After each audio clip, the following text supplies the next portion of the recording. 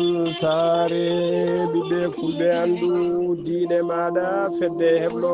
sukaɓe africa weltare tv takkusana yoni to likseyba gorgolo to belendendi to ganki to wuro djibi alpha to tulde baali to seyyena wuro molo to seyyena gabaɓi to wajjo bosoyaɓe to gourdiuma to sinthiane gourdiuma to dar salam ko on takkusan juula ha to dudala ceerno aman nene to ka haydi ha to galle ceerno amat tidiane alpha mamma seliba to moderne ha to galle samasa killinkara kayde ko taari ɗum kala ene jeeya e gardiɗi kabruji men to leydi Mauritanie hoorejo gendi Mauritanie Mohamed Cheikh la Ghazouani janoɗo tawtoriyede manditare wattore duuɓi 65 ko leydi Sénégal hemno manditare muɗum indépendance muɗum aljuma hanki o arti o jofti e nder lamorgo leydi makko to leydi Sénégal sukaɓe ɗiɗo rewɓe wonnoɓe wellere mum caggal kayndi mbiri mabɓe hono biyeteɗo Laurent Diago libno kay e nder combat mo wadduno eɓe gone beele mabɓe hen sukaɓe ɗiɗo mbasi pittaɗi men tawi koye accident moto ha joni to leydi Sénégal hujjikkintoɓe woni avocat ji hono biyeteɗo Dahirou Sarr joom ngaalu Sénégal najo tawteɗo e nder kasoji hujjikkintoɓe makko kolliri wonde ñoƴƴini caution kay mo temedde 4,9 milliards tawi ko franc CFA beele tigui omo wawa hebde liberté provisoire kono doyen de juge wi ko loppeta o yaltata koye nder kaso o yeddoto kabruji men to leydi Mali ma en kaale jaltugol aduna nalanke dowlude no fewi jimowo tawi ko gumɗo biyetenoɗo Amadou Bagayogo ko gumɗo kadi dowlude no fewi e nder leydi he kedde Afrique ma en jabbo musidɗo men Alassane Oumar Mbodjo habruji men joolam jabiri ma en jaa ha to leydi Ukraine jeen ha toon to Cisjordanie e to Kazak e nder leydi Palestine bisimilla moon e ketki hotodirte joni piren facciren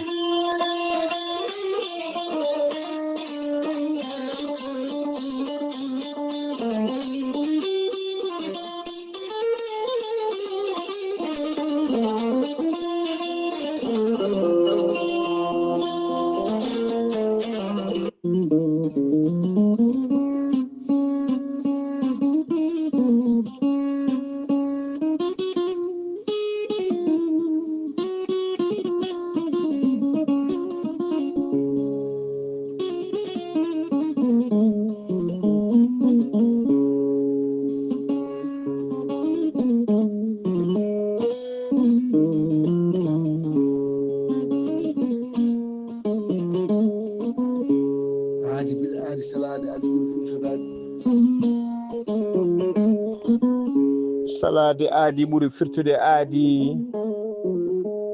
ceerno Amadou Tijani Diallo gorko mo melga wuro jinneji wi ko firtata aadi mo aadodire jayde weltare ɓiɓɓe fulɓe andu diine maɗa weltare TV gorko mo melga wuro jinneji ko wittiyanke leɗɗe ko safriyanke safruji fina tawa jaadinɗo balawal danawal kala ceerno Amadou Tijani Diallo ko gandu bindi laaɓaɗo leɗɗe mo safra rafiji kewɗi ɗi jiida cirol gorko mo melga wuro jinneji ne safra wonduɓe koyɗe ɓuutoje koyɗe musoje keeceje musoje e ɓalli ɓuutoji kala gorko mo melga wuro jinneji ene yawrani ɓeena wonduɓe prostate haysinno prostate ma kay koko ɓunno ha ala ko heddi so wona opéré so tawi on jokkodiri joni mbiya alhamdulillahi rabbil alamina gorko mo melga wuro jinneji ne yawrani ɓen ustoraɓe gorago yawɓe yitade koye mumen e jippiɓe leecce kala e nder wittuji makko mo jogui hen leɗɗe façon ngaji ɗiɗi hen façon goto wiyete ko meeɗi moosa ko leɗɗe jarateɗe walla leɗɗe muurateɗe a ƴetta ɗum joni moosa no furu fannu goɗɗo o wiyete ko yidde ƴeewa ko leɗɗe uroteɗe sa urima ɗum joni kefta gorago ma ha no hannirta ni gorko mo melga wuro jinneji ene yawrani ɓen sattoraɓe dewle ene yawrani ɓe arsigaji men kippi ɓeddaɓe korte wonduɓe dabruji kala gorko mo melga wuro jinneji dendagal rafi mbawɗa wondude kala so tawi on jokkodiri soɗon maldana ko balle tati kaddo ton mbiya alhamdulillahi rabbil alamina gorko mo melga wuro jinneji ne andini dendagal kiliɗeɓe makko omo tawe oɗo saaha e nder Nouakchott lamorgo leydi Mauritanie to legal bitengal Samia galle makko ko étage danejo ina huccite goudron ina huccite usine plâtre Ceerno Amadou Tijani Diallo gorko mo melga wuro jinneji so tawi a yiɗi jokkodirde makko to leydi Mauritanie numéro makko appel leydi Mauritanie mbatta ko 46 94 21 91 numéro makko WhatsApp ko numéro leydi France mbatta ko 00336 04 04 66 27 gorko mo melga wuro jinneji base makko ne tawe to Dakar ne tawi ɗo miñi ko ne wiye Ceerno Abdoulaye Diallo numéro mum mbatta ko 00 221 77 714 94 15 Ceerno Amadou Tijani Diallo ngam hoybitande tawateɓe lappol palol dande maayo ɓe Mauritanie e Sénégal base makko ne tawe to Dagana ha to Rosso Mauritanie kala enen tawi ɗon mi sehil makko e witeɗo Ceerno Amadou Dia gorko mo leeraɓe sa yiɗi jokkodirde mum mbatta ko 77 537 79 28 Ceerno Amadou Tijani Diallo gorko mo melga wuro jinneji ko labɗo reedu ko malaɗo wune ko newiɗo sanne sanne ko tawɗo gandal joom gandal baɗɗo wittuji mum hano hannirta ni mbadden dando faade makko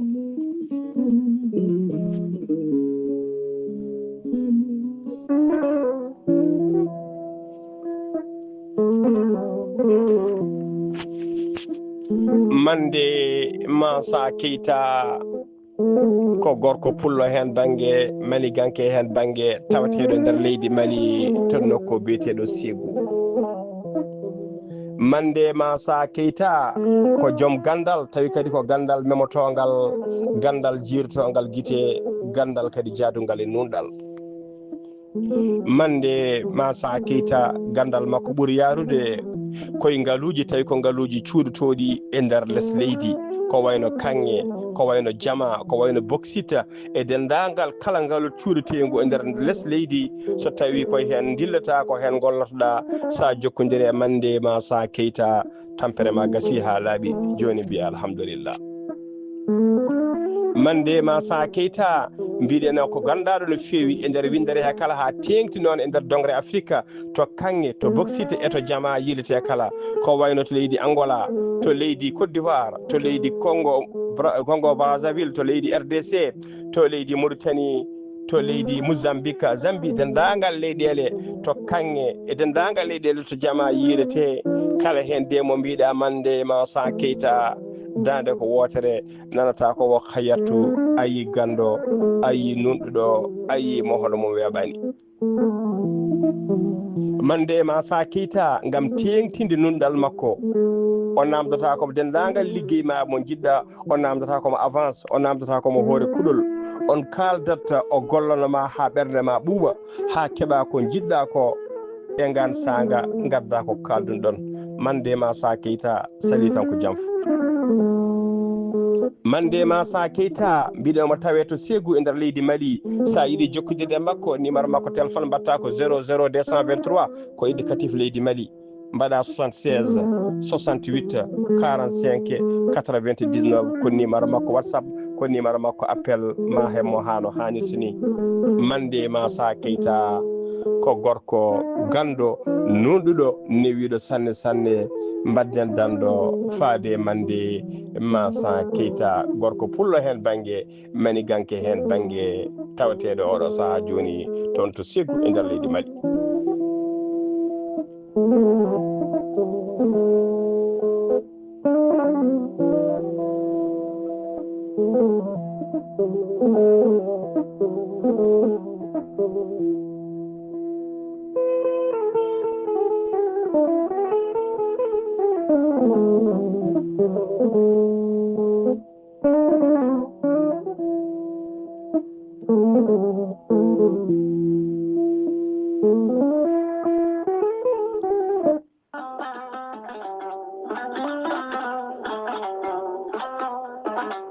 kawis Allah cuuɗiɗo ekkiɗo hen lekki mbiyaki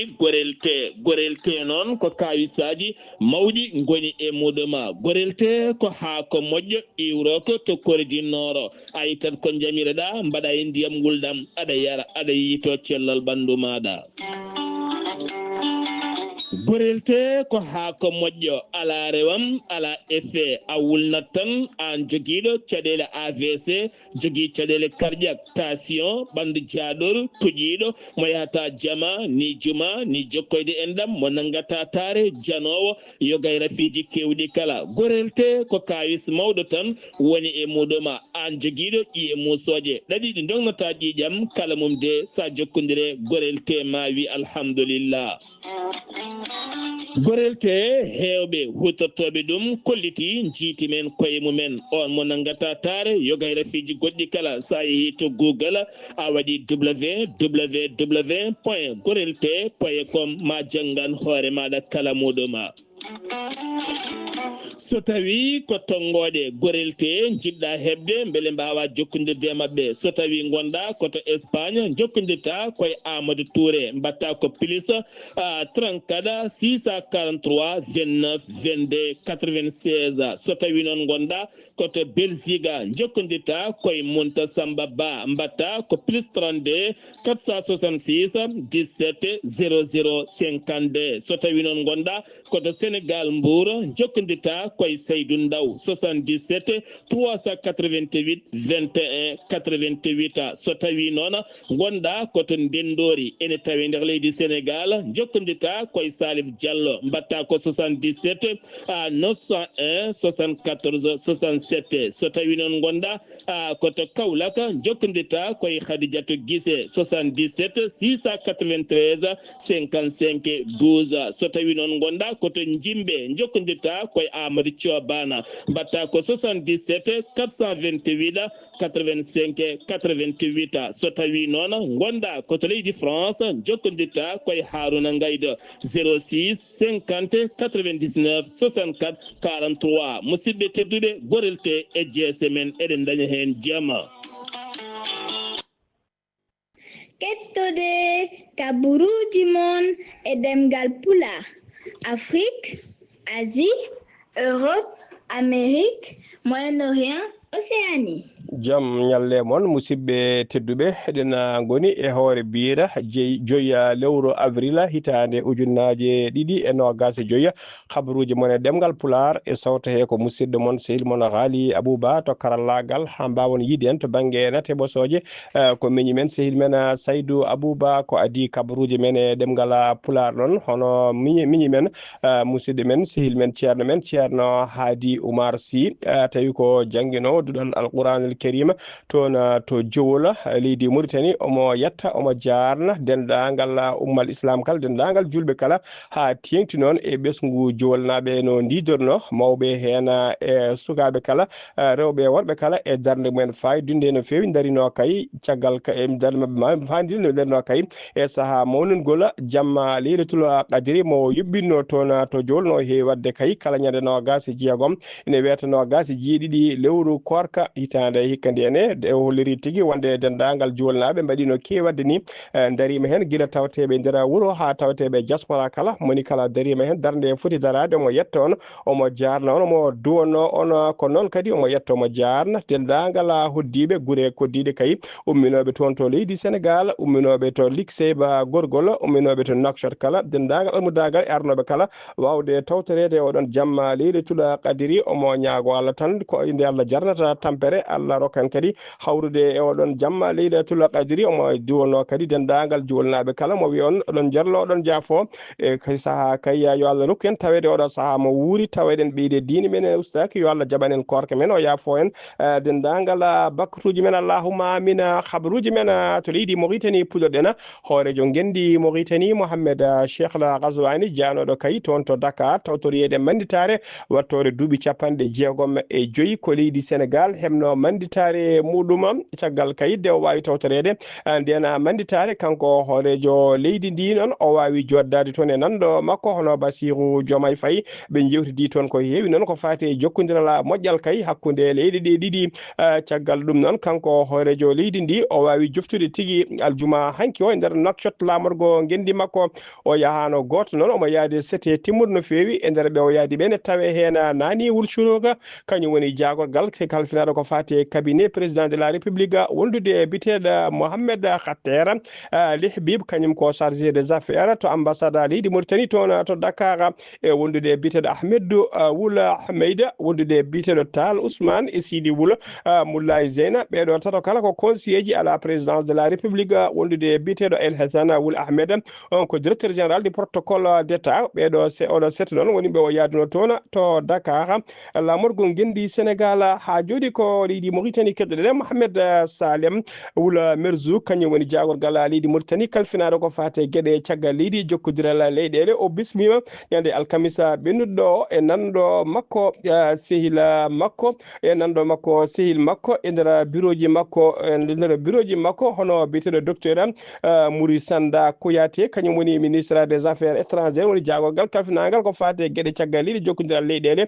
mo leydi Guinée ɓe jewtidi ko heewi noon ko fate jokkodiral e gollodiral moƴƴal hakkude leyɗe ɗiɗi woni hakkude leydi Mauritanie e leydi Guinée ha joni ko leydi Mauritanie keddoɗen ñande alkamisa ɓennuɗo tati lewru avril 2025 laamu leydi Mauritanie e laamu leydi Chine ɓe ciifodiri tigui sifande taw ko sifande gollodiral e ballodiral woni tigui taw ko ballodiral woni ko wiyete accord de coopération économique et technique jaru sifande nde noon ene qime ha temedde 2 millions tawi ko haalis yon woni haalis mo leydi Chine ñamata so ɗum weccitama e uguya e ɗum hawra kay 1 milliard 100 millions taw ko haalis uguya e limore hesere nde haalis o noon fati koye finance fati finance projet ji tawi ko projet ji jellitoji e nder leydi he to banggue leydi Mauritanie sifande nde ko biteɗo Sidi Ahmed Wula Bo kañum woni jagorgal kalfinagal ko fati e faggudu woni ministre des finances et de l'économie to banggue leydi Chine noon sifande nde noon sifi kayido ko ambassadeur joɗaniɗo leydi Chine e nder leydi Mauritanie hono son excellence Tang Jung donc Wula Bo noon jarni tigui leydi Chine e dow inde makko e dow inde ɓesgu leydi Mauritanie kala o jarni tigui leydi Chine e ɗeɗo golle paydude de fewi hollude tigui wonde ndeɗo sifande ene tengtine tan jokkodiral moƴƴal to banggue diplomatie hakkude leyɗe ɗe ɗiɗi ha joni ko leydi Mauritanie keddonen aljuma hanki o teskama accident musto waɗi e dow lawol bitengol lawol yakare woni route national ummade Nouakchott noon ha fayi Fouta accident o noon waɗi tigui ko tolno butel mitto wiyete PK 39 ko ɗon accident o waɗi ko otoji ɗiɗi noon kañumen pelɓodiri e pelɓodiral ngal noon accident o waɗi neɗɗo goto wasi hen fittade mum waɗi kadi 14 waɗɓe barmuɓe hen barmuɓe 14 waɗɓe tawi ko barmuɓe hen e nder barmuɓe hen noon tawi hen tigui tampuɓe ɗo fewi ko ninkoɓe faabu noon notitima hen ko ɓuuri yawde e yaccade tawi ɓe garde ambulance uji tawi ko ambulance uji service d'urgence wollude ambulance uji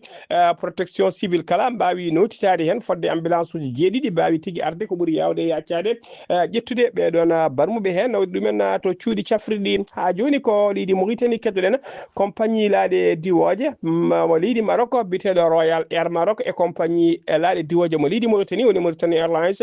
ɓe cifodiri accord woni sifande tigui gollodiral ɗum ko ñande alkamisa tati lewru avril 2025 sifande nde noon ɓe cifoɗima ko toon to Casablanca lamorgo leydi Maroc ko sifande noon tawi ko accord de partenariat woni tigui yidde ɓeydude gollodiral hakkude mabɓe accord o noon ko yidde ɓeydude kayi nokku yidde ɓeydude kayi newnugol yangara laaɗe diwoje kayi compagnie ji ɗiɗi kala hakkude Casablanca faade Nouakchott walla ummade Nouakchott faade Casablanca tawi kayi koye mbadi ko ɓiyete ligne directe oɗon accord noon ma ɓeydu tigui ma ɓeydu hoyɓitande kay wonande ɓen kilinaɓe yimɓe kay lumbade duule hakkude Casablanca faade toon to Nouakchott walla ummade Nouakchott faade Casablanca ɗum noon tawi kadi koye ɗiɗon kaɓiɗe guure ɗiɗi kala kañum woni lamorgo woni capital uji leyɗe ɗe ɗiɗi kala e nder sifande he kadi Royal Air Maroc kadi baɗannoɗo kay laabi jeeɗiɗi ya gara kay hakkude Casablanca e Nouakchott kala yontere ma wattude ma wontu laabi jeenayi on paami tigui laabi ɗiɗi goɗɗi ɓeydama hen woni tigui laabi jeenayi kala yontere ma tigui Royal Air Maroc wattu lumbade duule kay hakkude Casa faade Nouakchott so tawi kadi koto banggue Mauritanie Airlines kanyumne ma wattu wadde kay kala yontere ya ngaraji jeenayi hakkunde Nouakchott umade Nouakchott faade Casablanca Ahmed Salem Ahmed Val ammi kanyum woni directeur général compagnie Mauritanie Airlines o holliri hen weltare makko mawde no fewi e ndeɗo sifande o holliri tigi wonde ɗum ɗo tigi ene tengtina maɗum ɗum noon ko jokkodiral tigi ɓeydude jokkodiral wona tan haalani tan hakkude compagnie ji ɗiɗi ma waw kadi jokkodirde hakkude ɓesguji leyɗe ɗe ɗiɗi woni leydi Mauritanie e royaume du Maroc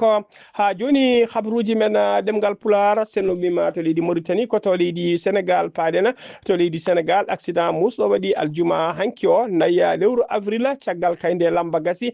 tawi ko sukaɓe ɗiɗo rewɓe e wonnoɓe kay e bella mumen caggal nde mbiri mabɓe hebno tigi mbiri mabɓe biyeteɗo Laurent Diago caggal nde hebnoto kay polgu de limno mbiri mo wadduno kamɓe sukaɓe rewɓe ɗiɗo mayɓe hen ɓe noon accident ɓe gonno koye dow moto mabɓe hen goto wiyeteno ko Bella goɗɗo ene wiyeteno Thia combat o noon sippiranno ko hakkude mbiri mabɓe biyeteɗo Laurent Djigo e goɗɗo ne wiye Cikiri Thiacho ko ɓe ɗiɗo cippiranno caggal nde Laurent Djigo noon heeɓi polgude limno Cikiri Thiago noon ko ɗon tigi ɓe gone belem mabɓe ɓe gone motoji mabɓe eɓe gulla ɓe pije e laabi ko ɗon tigi moto mabɓe taati e dow lawol tawi ko national numéro 1 moto mabɓe taati kamɓe ɗiɗo kala ɓe jani e leydi wondude e jognanoɗo conducteur moto o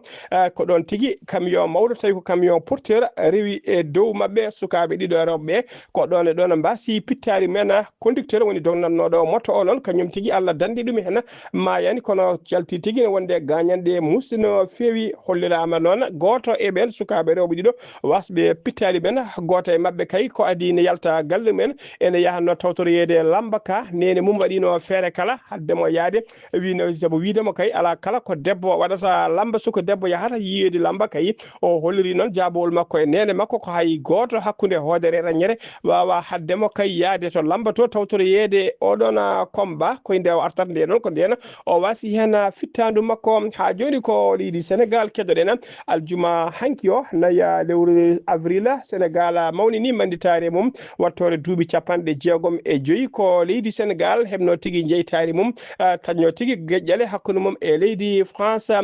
défilé militaire et civil mo hono mum meeɗani mawni waddede kay nder leydi he hono no kay wiide Bassirou Diomaye Faye ɗum woni hoorejo leydi ɗi ɗum woni ko yuɓɓina toon aljuma hanki o naya lewru avril ɓe mbaɗi noon on défilé kay défilé o noon ko ɓuuri tengtinade hen waɗa tigi koto nokku biyetenoɗo place de l'indépendance kono on nokku noon e oɗo saaha place de l'indépendance ko place wiyete place Charles de Gaulle on place noon e oɗo saaha joni inde nde waylama wattama tigi place werti wiyede tigi nokku walla mbiyen place Mamadou Dia debbo goto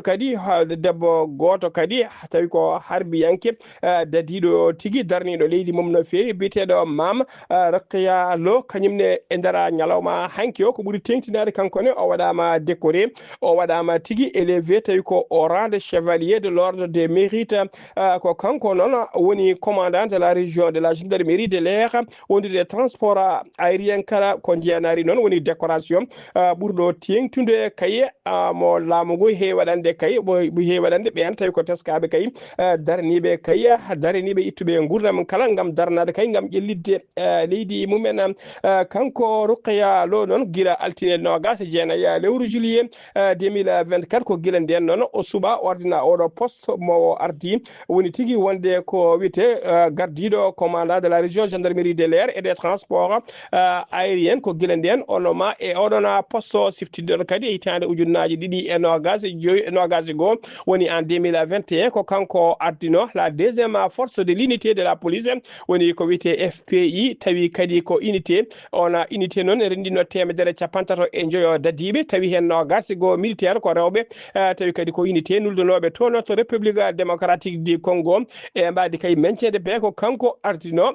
oɗon unité ha joni ko leydi Sénégal keddoɗen ngiyan ha toon to Kaolack heedani caggal heedani ɓaawo kay e mawnina gola oɗo manditare wattore duuɓi 65 ko leydi Sénégal hemno indépendance mum ɗum yubbinama to noon tawi ko défilé militaire et civil kala ɗum waɗi noon koye gardugol gouverneur falde Kaolack hono biyeteɗo Mohamed Mokhtar Watta o artima oɗon cérémonie e nder défilé noon teskama toon 157 militaire e paramilitaire wondude 160 civil kañumen tigui mbaɗi toon oɗon défilé aljuma hanki o ha joni ko leydi Sénégal keddoɗen hono mbiruɗen e gardi kabaruji men Dahirou Sarr ko joom ngaalu Sénégal noaje tawteɗo e oɗo sahaka ele nder kasoji ɗi leydi Sénégal hujjikintoɓe makko noon woni avocat ji makko ɓe kolliri tigui ɓe mbaɗi feere kala gam kay heɓandemo ko wiyete liberté provisoire walla liberté condition beele mo wawa yaltude e kaso kay o wonoya galle makko tawa mo heddi e jimadi justice leydi ndi kono doyen de juge financier wi tan ko loppeta o yaltata oɗon kaso avocat ji makko noon ɓe kolliri tigui wonde ñoƴƴini caution kayimo 1,9 milliard tawi ko franc CFA beele kayimo heɓa ko wiyete liberté makko provisoire kono doyen de juge o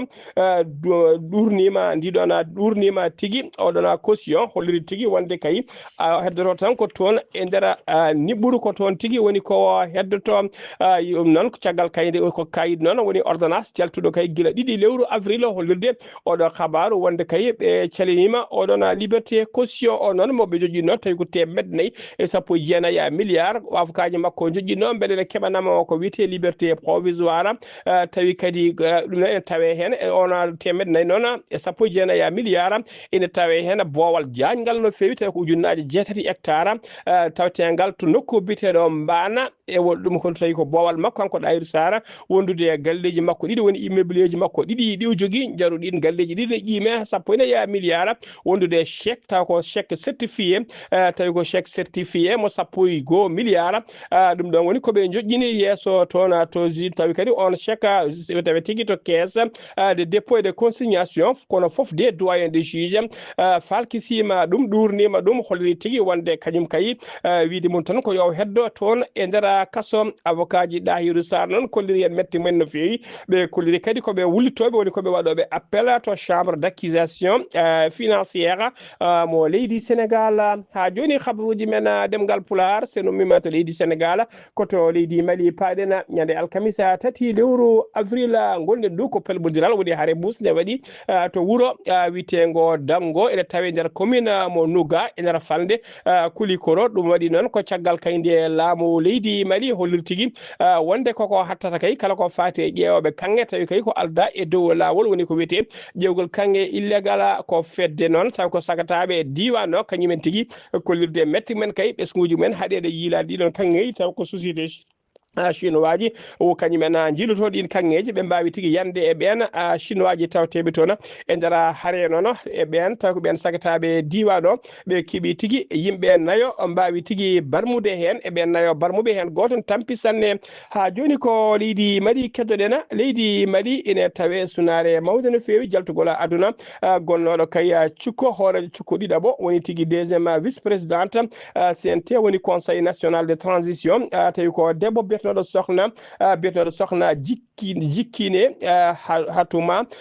Gakou o yaltuno aduna noon ko guila ñande talata 1 lewru avril gonɗen ɗo 2025 e nder Bamako caggal kay nde wonduno e rafi tawi kadi ko rafi dabbo no fewi guila siftinde noon ko guila décembre 2020 ko guila nde noon suuɓa o waɗa targal woni tigui o waɗa membre tawi ko CNT tawi kadi ko targal manggal no fewi e nder CNT Mali noon malinaɓe ɗen goya ɗin bojji daƴƴani no gonde nden sunare gaynani joni kadi ko jaltugol aduna goto kadi e yontaɓe Mali tawi kadi ko nalanke dowlude no fewi biyetenoɗo Amadou Baka Yoko ko nalanke dowlude no fewi o hewno yimdude noon koye cuddiɗo makko biyeteɗo Mariame koɓe couple kamɓe ɗiɗo kala noon koɓe wumɓe ko kamɓe jimno jimol dowlugol no fewi biyetegol jimol ngol ɓe mbiyanno tigui les dimanche Bamako c'est le jour de mariage ko kanko yalti aduna kanko Amadou Baka bagayo ko non bagayo go yaltiri aduna ko duubi capande ceedidi ko jamma hanki o yalti aduna toon to Bamako den be tande Allah yurmotoma ya foma harlam aljanna kanko e den lagala maybe julbe kala allahumma amina ha joni khabruji men demgala pular kedde afrika jabodena ko musidɗo men Alassane Oumar Mbodj gorko mo Sara Ndogo Alassane Oumar Mbodj salminama juuram en calmitima Ghali Abouba en calmini dendagal hettiyankoɓe Ayaw TV kam rimi ɓurtintude e dongre Afrique e ñalawma hannde o puɗɗoɗen ko leydi hono Mali toon dey ene wayno caggal kay nde ɓe taƴana hirande e ñande alkamisare tati lewru 7 on lundiyanke mbiyete hono Sidina Touré ene wayno e ɗiɗo woɓɓe e ɓen fof mbawi kadi ono taƴanede hirande e nder Dumburdu ɗum noon kadi en jeenayo taw kay ko militaji taw kadi ko on mennoɗo wonde kay taw kadi ko président taw kadi ko haut conseil islamique mo leydi hono Mali mono imam ono dikko ene wayno dey kadi gontanɗo leydi gontanɗo laamu saborgo du longere kay a wulde no feewi wukkitaki moɗetaki ɗum noon ene wayno e oɗo saaha aɓe tampi no feewi ñande aljumare nayi lewru 7 aɓe panno kay e goppirgol on mennoɗo wonde jagorgal fa gudu biyeteɗo taw kadi ko Boari Fili Sissoko ponnoɗo goppirede e ñalawma hay ko kono ɗum laataki nde tawno o wona kakɗo cellal no feewi hande ko to leydi hono Mali ene wayno on yimiyanke biyeteɗo hono Amadou Bakayoko ruttima e joomum nayi lewru 7 o sankori noon koye duuɓi 70 ɗum noon ene wayno de caggal kay nde rafi a juɗɗo no feewi bayin ɗum noon ene wayno de ko koreji mabɓe mbawi yin ɗum kanko noon ko joom galle on taw kadi ko suka debbo kañum ko dimowo biyete kono Mariam Doumbouya ene wayno ko ɓeɗo ɗiɗo mbaɗi gueɗe mantinde e dongre Afrique nde hani caggal kono ana Afrique ene wayno kay hani e jimɗe mabɓe ɓurɗe lullude mon amour ma chérie wonno ko hirande 1998 hani kadi e album mabɓe mo mbaɗno o dimanche à Bamako wonno ko 2,4 ɗum noon waɗɗima gatam no feewi ko on rutte e joomum ene mbiya yo Allah yurmo ya fawmo harnamo Allah janna Rwanda to nde kadi ene wayno ko on kadi jeeyaɗo taw kadi koye e nder gouvernement maɓɓe ko kanko kadi woni ɗimmo joguiɗo konngol hono laamu ngo biyete hono Alain Muku Ralanda ene wayno ko on rutte e joomum ñande alkamisa 3 lewru 7 taw kadi hôpital mo Kigali ɗum no caggal kay nde o dañi toon ko wiyete crise cardiaque o yaari ko duuɓi 5 toon to Madagascar ɓe kolliti hono Emmanuel Macron ma waw koye yillade toon arde toon ono jullu ñande 23 lewru ndu gonɗen ndu gam tawtere toon taw kadi ko batu ko fatti noon e yooro kañum e taw kadi ko keege toon to RDC to Congo ñande nasade tati lewru 7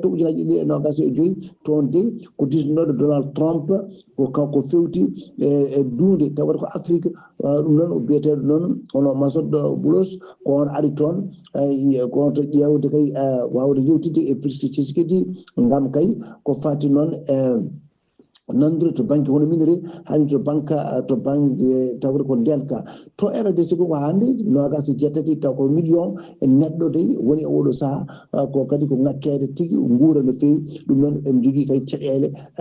tan musɗo no feewi ko fatti e ɗum noon ko fatti e nguura no feewi Ghali Abouba ko ɗum de togguɗen e dongre Afrique e ñalawma hande o taw wonno ko tade musidɗo moon Alassane Oumar Mbodj gorko mo Sara Ndogo gam weltare Ayaw TV. Alassane Oumar Mbodj golle ma jooɗi peewi ko an uddi kabruji men e nder dongre Afrique takkusan juulama ha to galle ceerno Abdourahmane Dia PK8 noktoto ha to galle makko Daril Barka ko on takkusan juula ha to galle ceerno Yaya Bato Richard Toll ha to galle ceerno Mamoudou Waddu to cité Asegna Yombel Dakar e ko taari ɗum kala kabruji men joolam jaɓeeri koto leydi Ukraine paaɗena armée leydi Russie aynima missile goto e nder wuro tengo crufusi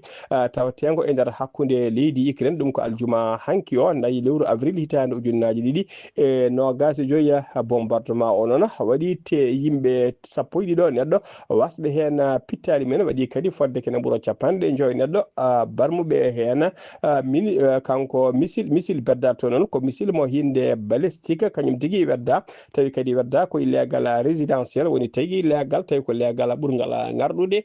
to illegal Sénégal to patronŋeɓe hewɓe kewi tawede ko toon woni to bombardement o waɗa aljuma hanki o jamma beɗoɗo kadi teskama fodde 92